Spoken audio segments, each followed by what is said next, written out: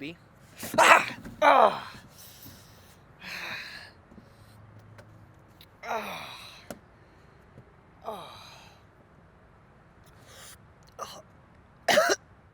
Now let's cover allergic reactions. We've all heard stories of people who have died suddenly from a severe allergic reaction, and these stories are frightening. But fortunately, events like this are very rare, with less than 1,500 deaths from all different age groups and all types of allergies in the United States. Statistically, this is a very small number compared to approximately 50 million Americans that suffer from some form of allergy. But unfortunately, recent studies show that allergies of all kinds are increasing in developed countries. Nobody knows why for sure, but one prominent theory is that we've developed too sterile a lifestyle. With the constant use of antibacterial soap and this different hand sanitizers and airtight modern homes, our body's immune systems are not developing to fight germs in the same way as they did in the past. Now, this can lead to overreactive immune systems. Finding a balance between healthy living and clean living is a must. But whatever the cause, the reality is that more people are developing allergies than ever before, and we need to be prepared to handle those emergencies from allergic reactions. Now, you might find it interesting to know that food and insect allergies are the most common causes of severe reactions that happen outside of the hospital, with food allergies being the most prevalent. Children tend to be the most affected, and according to the Centers for Disease Control and Prevention, between the years of 1997 and 2007, in the United States, the number of children that have food allergies rose by 18%. Fortunately, most children outgrow their food-related allergies by adulthood, but peanut allergies, they tend to be lifelong. Now, you might be thinking to yourself, yeah, but what causes an allergy to develop? Well, the immune system normally defends the body against things that can be dangerous to your health, such as viruses and bacteria.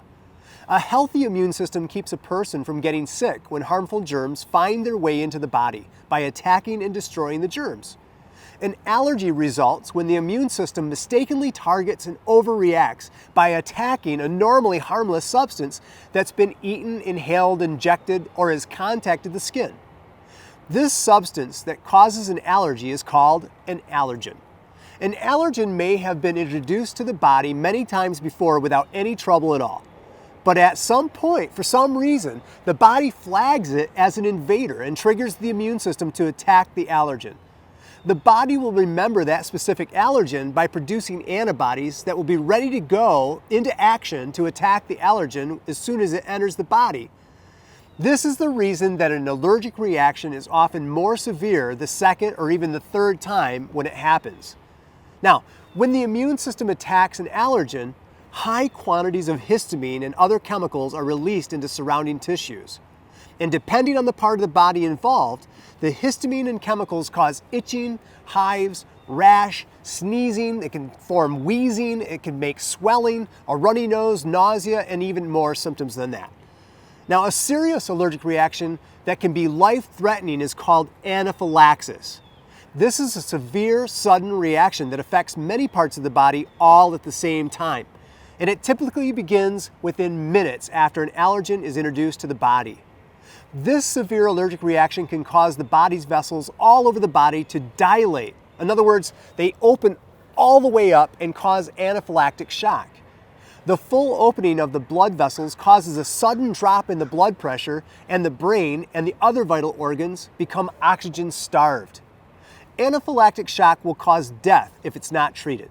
Now, the treatment is epinephrine, which helps constrict the blood vessels and open the airways. Now, the most common things that cause anaphylaxis are foods such as peanuts, tree nuts, fish, shellfish, eggs, and milk. Biting or stinging insects such as bees, latex, and medications. Now, food is generally the most common cause of anaphylaxis, with peanuts being the most common cause of fast, severe, and life-threatening reactions. Because severe nut allergies tend to affect children, a lot of fear is associated with nut allergies. It has become a very popular and emotional topic. This is the reason that many schools, airlines, food manufacturers, and other places have become nut-free zones. But more effective than banning nuts completely, there are precautions public facilities can and should practice. such as having nut-free tables at lunch for children to eat. Most importantly, children need to be taught what foods to avoid. Children with allergies need to carry an EpiPen. Schools, daycares, camps, and other places that typically serve food to children should have EpiPens for emergencies. Now, preventing an emergency is the best, but if an emergency happens, you need to know how to recognize it and be prepared to handle it.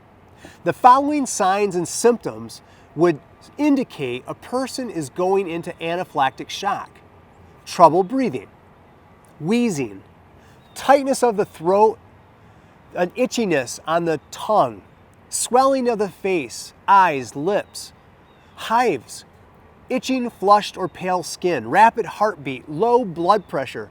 Maybe they have nausea, vomiting, or diarrhea, dizziness, fainting, or eventually unconsciousness. Now, children may describe their symptoms in the following way.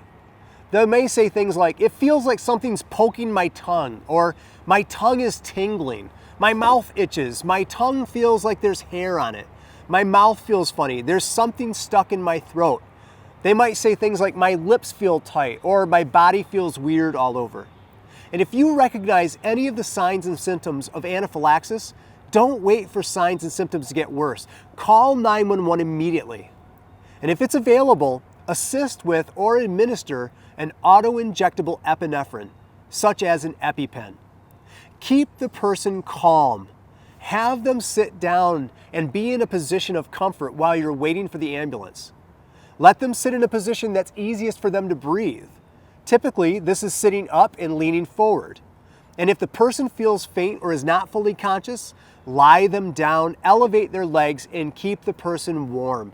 Talk to them, reassure them, and keep the person's airway open while monitoring their breathing, and be prepared to start CPR if the person stops breathing and becomes unresponsive. It is possible for a reaction to happen again after the initial reaction, so most people should be really cautious and be observed during the following 4 to 6 hours after they had their first initial event. Remember, the best way to help somebody in an anaphylactic reaction is to recognize their signs and symptoms early, activate EMS, calling 911 or a code, and then assisting them with their EpiPen to reverse their symptoms and help save their life.